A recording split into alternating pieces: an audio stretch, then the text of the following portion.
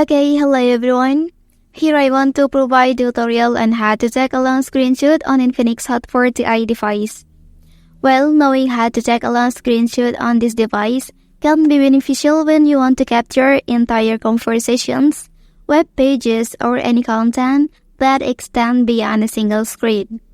It allows you to capture more comprehensive information without having to take multiple screenshots and stitch them together manually. Okay, let's go to the tutorial. Well, first thing first, you have to make sure that the screen you will capture can be scrolled up and down like this. Okay, so the way to take a long screenshot here, you can enter to the control center and then find this tool. So tap on the option and then directly tap the down arrow under the capture screen. Okay, and here you can scroll up and down to adjust the screenshot area. Okay, after that, click down here. So next, if you want to edit the capture, you can do it here.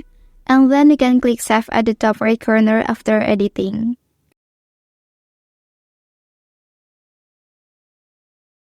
Well, that's the tutorial on how to take a long screenshot on Infinix Hot 40i device.